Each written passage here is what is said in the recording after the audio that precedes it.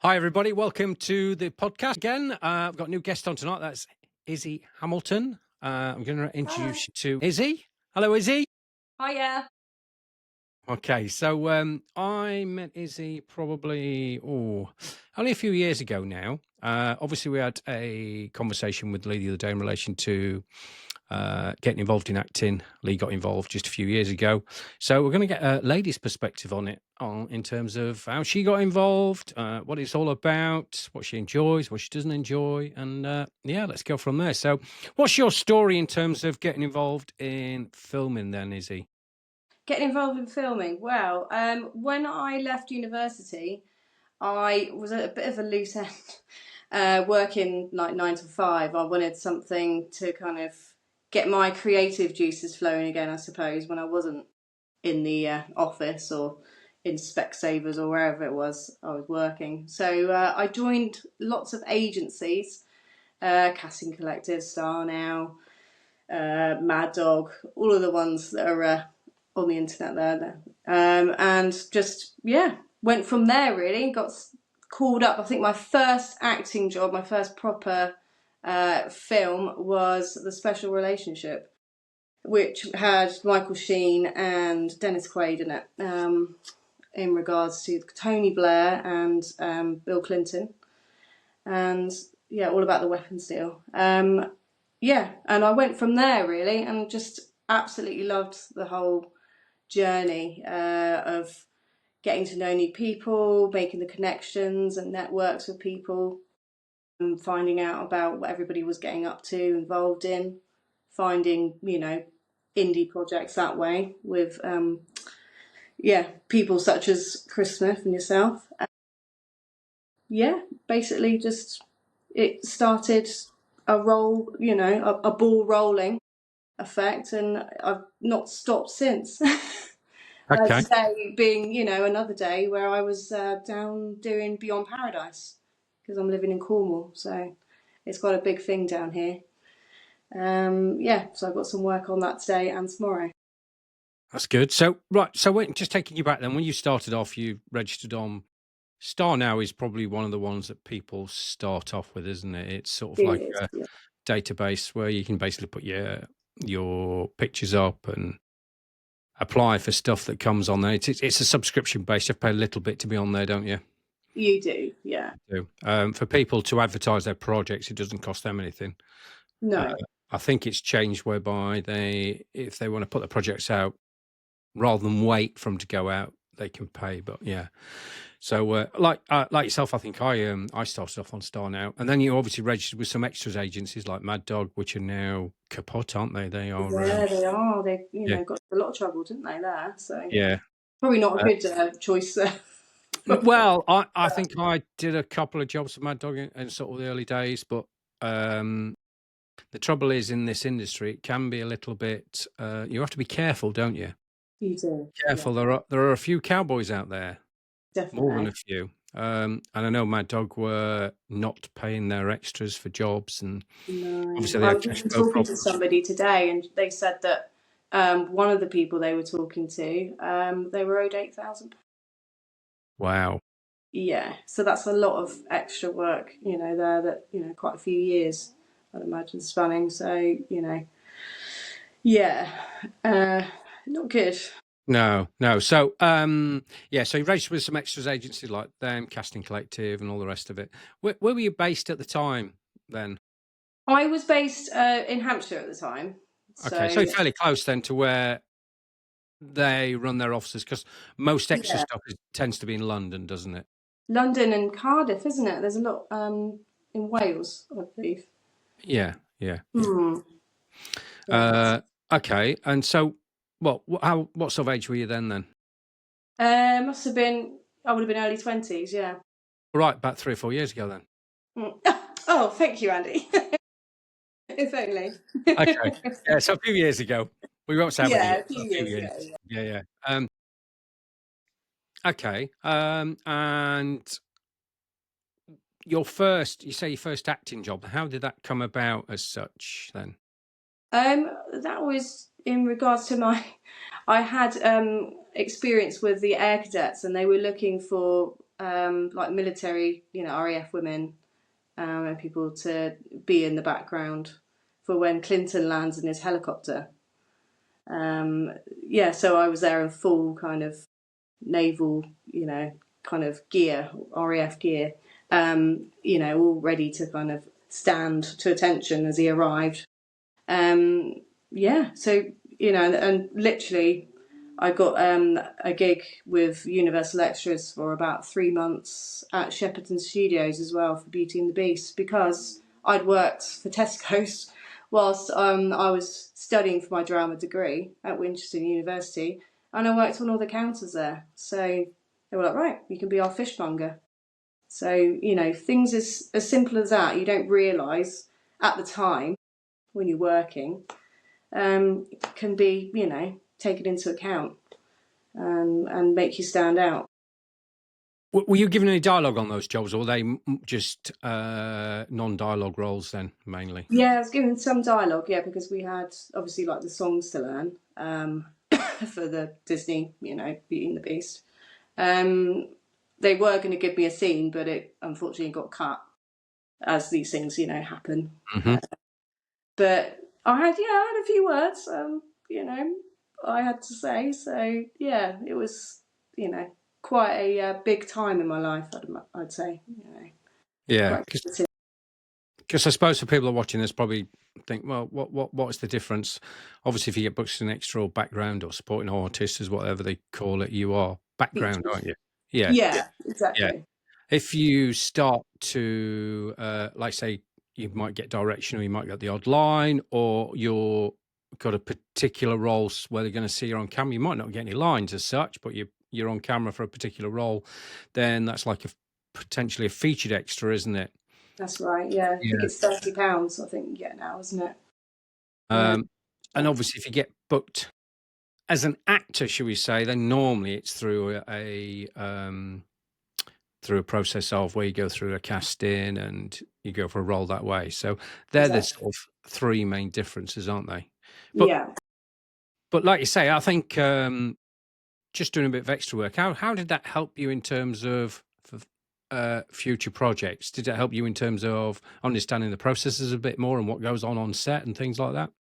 Yeah, it gave me a complete insight into everything that's involved, and that has to run smoothly in order for a project as big as that to come together, for that vision to be brought to life. It's amazing, all the costume department, the staging, choreographers. It all comes into it, and it's just fascinating. I love the process. I love being able to watch it all just make sense, and it just shows on screen when you see the finished project. What's the worst thing about being an extra though when you go on? The worst thing, The worst thing? probably forgetting your lines, and Well, then no, having to. I'm not really talking about lines. Yeah, obviously lines, but do you think it's waiting around? Waiting around, yeah, waiting around. There is a fair amount of waiting around to do, but as I said, I mean, I'm quite happy to just talk to other extras, and that makes it the experience a lot more just enjoyable. You find quite a few characters, don't you, doing extra work? Definitely, yeah. We'll just leave it at that, shall we? I'm sure people probably think that about me as well. If anyone's watched extras, as in Ricky Gervais, it's very close, isn't it, to what happens? Very close to the mark. Yeah, extremely close. It hurts. Yeah, when some people have done stuff and it's like, yeah, I've not been in this and I've been in that, and it's great they have that enthusiasm, but yeah, you definitely see lots of different characters, and people do it from all walks of life, don't they? Oh yeah, totally. Yeah, you get lawyers come in there and all sorts. It takes a mixed bag, a whole different crowd of people to make it what it is. Okay, so you said you went and did some sort of drama course, did you say? Yeah, I studied drama studies at Winchester University.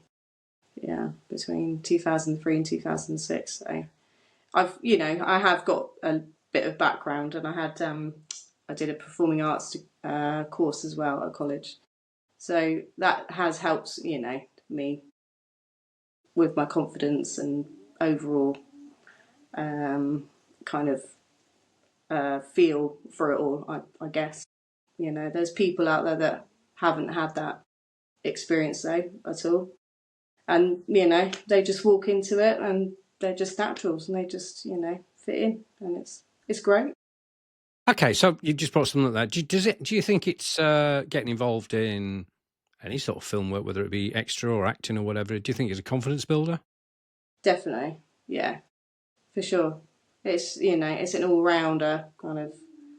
I don't know, and you can see that isn't your thing as well. Then you could see any other departments perhaps that you wish to, take be a part of, and see what that takes you. Talk to people. It's always about communication and asking. Like today, for example, I was asking, are there any more? Are we going to be? Is there any more filming taking place this week? If I hadn't asked that question and put it out there, I might not have known about tomorrow's. So it's just thinking on your feet and just thinking, well, shy kids get no candy. So just put yourself out there, put yourself forward. Don't be afraid to, ask. Yeah, you just have to be careful how far you take it, though, don't you? You can't. True. Yeah, Yeah. yeah, you can't be a pain, but depends who you're talking to. No. Obviously, you just have to make sure you ask the right people rather than The right people, yeah, going up to the definitely. director and saying, "Oi, is there any film tomorrow?" Yeah, maybe not that. But yeah, find someone who knows quite kind of level headed and will, take your Okay, so questions. just Yeah. just explain to people then how for that particular thing how you got that gig and what's involved and what the process is for call times and things like that. So I joined up with Debbie down here. She kind of runs the Southwest basically for all the books, and she's based in Liscard. So I just, as I said, I just contact her when I'm free, because I also work as a TA. I kind of try and fit this around my other job as well. So I pester her. I'm always poking her, or asking her if there's, if she hasn't got any work, does she know of anybody else that might have some work? It's also trying to see if, as I said, with the whole asking questions about getting into different departments, it's about seeing if you perhaps get some experience. If you wanted to try other things, perhaps then if you talk, your agent could probably be the best person to perhaps ask that, or go between. Okay, so obviously Debbie said, "Yeah, there's a job tomorrow." What was your brief? My brief was literally a few text messages, and some ideas, options for close, call time, place, and they give you the what 3 words of how to find it, and just go from there. Really, you've got to confirm that you can make it as well. That's quite important. Confirm you got the message, so that she knows how, because she's got like a big party of people tomorrow. She only had about perhaps 6 of us today. She's got 60 tomorrow, so that's quite a big job to manage. It can go from something so small to then a huge amount of people, which must be chaos, really. I imagine trying to organise all of that, but she makes it look easy. Yeah, yeah. Okay, so did some extra work. Worked on some bigger productions where obviously you sort of featured extra, that sort of thing, got a few lines, that sort of thing. And obviously, I met you. What was it? 3 years ago? 4 years? Yeah, well, until you told me the other day that you were on Set Me Free. Oh yeah, but we never Yeah, no, we didn't meet them, but didn't yeah, really meet on that, did we? But we were both helping Chris out on that day. So yeah, we met. Yeah, about three years ago properly, didn't we? must have been about 2 years So ago. I was working with Chris New on Year's Eve we did, didn't film we? New Year's Eve. Yeah, yeah. Obviously, you were acting in that. So, how did that come about? I met Chris probably when I worked with Chris the first time, would have been 2012 for Damage, because he saw me in another indie project of a girl that was on his course at the time. And so he approached me, messaged me, asked to meet up, and then said he had a part in Damage. Would I like to, be put forward for it? Gave me a bit of a kind of audition, I suppose. And we met up, and then the rest is history. And from then on, I've been making films with him for about 12 odd years, I would say. Yeah. What So, What was your first indie project then? first indie project would have been. It's called Agree to Disagree, or we named it Agree to Disagree. But it's an untitled project of Kate Richardson's, about a relationship between a man and a woman, how it goes kind of sour. A little bit of nudity involved. And then it was Watching Isabel was the second one of those. Like, kind of, it may turn into a trilogy. I'm thinking of maybe making the third one myself, and being behind the directing, or putting in the directing chair for that one. So watch this space. We'll come on to that in a minute then. So, Yeah. how did you get your first indie job? Was that through Star Now, or was that what? Star Now, yeah. Star Now, I got a few of my projects with. But as you said before, as we said earlier, they were quite dodgy. I don't know. Some of them didn't really feel too safe. I mean, I did see some on there that were, yeah, a bit undesirable, let's just say. You had to kind of pick and choose which ones felt, safe. But yeah, I managed to find a couple, and I think I can't remember what particularly they were. The ones that stand out to me are obviously Chris's ones, so, and Kate Richardson's ones. That's how I found her, was on Starnet. Yeah, yeah. I presume these were unpaid projects, were they as well? They were sort of voluntary Yeah, projects. student like films, and yeah, Yeah, indie. yeah. Because obviously that's something people have to think about, whether they always want to be paid, or whether they're willing to put their time in for free. There's always a lot of controversy over that. Online, you see it where people say, why aren't you paying, or that sort of thing. And it's a difficult one, because if you've not got the money, you can't make the project. No, exactly. If you can't get any volunteers, so it's a bit of a vicious circle of what do you do? Do you not make the project then, or Yeah, do you just sort of say, right, okay, this is the project, this is me being open and honest. There is no money. If you want to be involved, great. Obviously, it's your time for free. No one's been having their arms put up the back. It's you make. We're over 18. We make our decision whether we do it or not. At least then you can keep your skills going, can't you? You can still be exactly. involved. It's Yeah, about putting putting the film out there, I think, and regardless of payment or not, it's getting that creative field out there more than anything. That's my take on it. Anyway, that's my opinion. It depends on how you feel about that. yeah, yeah. That is me as well. I mean, obviously, when you're It's a doing good bigger way. projects, Good place to start, isn't it, Andy? Good place to start. it is a good place to start, because how are you gonna, how are you gonna learn? You're not gonna walk into a paid job with no experience. Well, some No, people do, just purely from the fact they got picked up pure off the luck. street, pick, Yeah, for a big project. But obviously, the bigger films, the movies of Hollywood and all that sort of thing, or like what you're working on, yeah, those are paid roles. They come under sort of the statutory pay bit. FA. FAA, yeah, yeah. Yeah, Um, so yeah, it's a difficult one, isn't it? It's a difficult one. What you do? Uh, it is. It is. Okay, so obviously you've done a few projects. Then have you ever gone down the agent route? I don't mean an extras agent route, but an actors agent route, then, or spotlight, no, or anything like that. never. Because again, that's a money thing though with me. I've not had the money.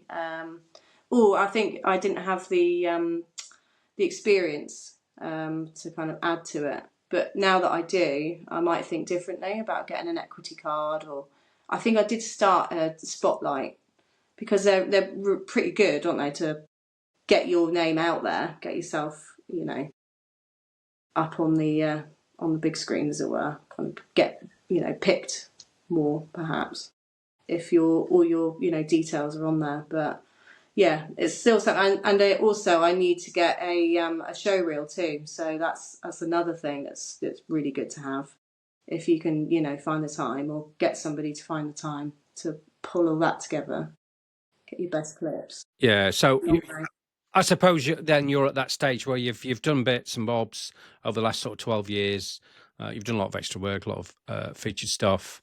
You've done some indie projects, but you've not really decided to take that next step and really sort of go for it. Get your show reel done. Get on Spotlight. I mean, Spotlight is, they say that's where you've got to be. You got to be on Spotlight to get an agent. You've got on Spotlight to get an agent, and most agents won't look at you unless you're on Spotlight. It's that vicious circle. Yeah. So possibly It next all costs thing you're money. looking at, Getting yeah, your it is. photos as well, is another thing, isn't it? Getting your profile pictures and your, unless you've got somebody that a friend who could perhaps, do a favour and get some good, profile pics, portrait pictures for you, then you're looking at, hundreds of pounds to get decent ones. So. Yeah, yeah. I mean, I'm probably a little bit naughty because I do my own. Well, that's good. Perhaps I need to do that as well. So Get my husband to do it and get the stuff there's at home. but obviously you've helped me out on my project. So next time we meet, we can always sort that out for you. Oh, brilliant. Thank you, Andy. Oh well, no, but that's how it should be. That's how it should be. Yeah. In this, certainly, independence is, you scratch my back, I scratch your sort of thing. That's entirely how it should be. But Exactly. yeah, and in Yeah. terms of your show reel, yeah, that's fairly easy to do. Fairly easy to do. It's just having that know-how and that knowledge.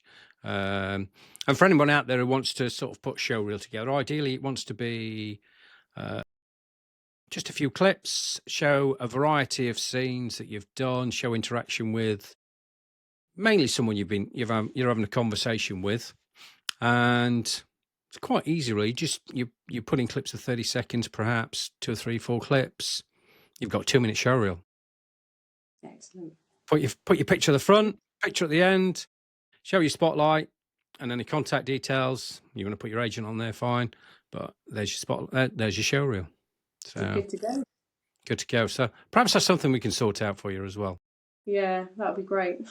Yeah. Meaning to do it. I've been meaning to do it for years. Okay. So you've obviously moved. You've moved down to Cornwall now, haven't you? You've been there, what, a couple of years? I have, yeah. Well, since 2016 again. I'm from Cornwall as well originally. But yeah, we moved back down in 2016 from Hampshire. And it seems to be now the place to be to film things. It seems to be quite a mecca for, the acting and the film world. Hopefully, the projects will keep coming in. Yeah. I take you work like I say, you work full time, you got family, husband, all the rest of it. So how do you balance all that? With difficulty. I've got to be good at organising. It helps that I don't work full time. I contract, so I can work my day job around the acting, which is a lifesaver. So if I know that Debbie's got some work coming up, I can say, look, I can't work that week in the schools, and I can still come back sometimes after filming and pick my son up from school and still be a mum. And yeah, it's great. It tends to kind of work itself out basically. So I've never kind of missed an important thing, parents' evening for him or sports day and stuff like that, because I'm able to communicate with Debbie firsthand. Yeah. Yeah. And what do you think kids think about it? They think it's cool.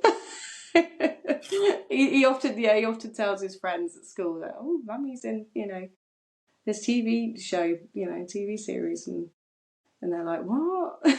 And then they'll see me in the park, and they'll all come over and ask me questions, and I get questions from the parents and that about it as well. It's quite an exciting job to have, I think. Yeah, yeah, it's Yeah. yeah. People see, and then you get lots of people as well say, I've always wanted to get into doing extra work. How do I do it? And then you find yourself pinging them lots of messages and like, oh, here's the agency to sign up to. Here's the lady that I contact for work, and yeah. So Okay, cool. You obviously, we met again just a few days ago. We were working on a new project. Chris Smith came down from Norfolk down to lovely Devon. good. We were filming all week a project called Nowhere Man. And so, how was that for you? I loved it, absolutely loved it. But then I felt bad a little bit because I didn't do as much running around as you guys did behind the scenes as well. I felt that I was sitting around. I could have been helping more. So again, it goes back to maybe I should learn a bit more about the behind the scenes as well of things. So then I'm able to pick up and put my input in any of these other upcoming projects. But it was great to be back filming again and doing something like a labour of love. You can tell it's Chris is and your like baby. So it's important. Like I said, it's just so important to get authentic, new ideas out there. And these films, they end up being some of the most poignant pieces of work a lot of the time, and they sometimes go under the radar, unnoticed. So it's about advertising, and that all goes into it as well, doesn't it, Andy? The getting it Yeah, up, yeah. There's a getting it lot of onto work the goes in. platforms. There's a lot of work goes in. So, okay, so yeah. I mean, that's how I ended up going behind camera or getting involved in production. Well, actually, the reason I ended up doing that was because I wasn't getting the job, so I thought, well, I'll start making my own stuff. So you said about potentially, being involved more in behind the scenes stuff. Is there anything in particular interests you, or is it just a case of you think perhaps I should find out more because it might help me in terms of understanding more about the future? Understanding it, yeah, definitely. Just I'm not sure yet, like which area in particular, but to get just a feel of it, like it was quite intense because we had quite a small team, didn't we, on the scenes that we were doing. So I was able to perhaps be up front, and I see it a lot more than I normally would, because you're told as an extra, so right, you guys go and sit back there now. We're gonna do the rest of this, and you kind of put out the way. But with that, it was very much everyone was kind of on their feet. They're doing it on the moment, kind of thing. So yeah, I don't know. Watch your space, I suppose. See what I can get into. Like I said, the directing. That maybe that's the next, writing and directing my own project. Well, that would certainly give you a view of obviously some of the disciplines that there are. And what I found was the more you understand people's roles, the more you understand what you need to do as an actor or what they need. Because I always think it's quite yes. Obviously, there's a performance aspect, but also there's a technical aspect as well to a certain degree. Understanding, what they need and what the frame is, where the sound is, just being aware really of those sort of things. Yeah, what they need from you. Yeah, yeah. Mm. Okay. So, what would you say to anybody that wants to sort of get involved in extra work or acting work? What would your advice be? I would say don't go with some particular agencies. Might have changed now, Mad dog. since It's a real mad dog. but like we say, yeah, Star Now's the best place to start if you want to start doing your own small budget like indie films. perhaps, take some, which I didn't do, and perhaps I missed out there, was do some acting classes just to, perhaps hone your skills a bit. But go in with an open mind as well about what you're going to, see and do. And like we just said, what's expected of you. Don't go up to the celebrities either and, ask for their autograph, because you'll be whipped off. Yeah, you'll be kicked off. You'll be kicked off set, won't you? You will be kicked off set. Yeah, it's all right if they come and talk to you, but no, don't go. Don't approach them. Yeah. They talk about. So basically, dip your toe in it, and see whether you like it. Give it a go. See if it's for you. If I you're think. good at socialising, you're good at talking to people, and networking, then it's a great place to be. Okay, good advice. I was just going to say that, but you said it before I did. Oh, sorry. No, that's good. That's good. That means we were on the same wavelength. Exactly. We're on the same page. Okay, cool. All right. Well, thanks very much for that. That was very insightful. Thank you for you lot for listening. Hopefully you'll watch some more podcasts, some future podcasts. Please like and subscribe, and we'll see you on the next show. Bye for now.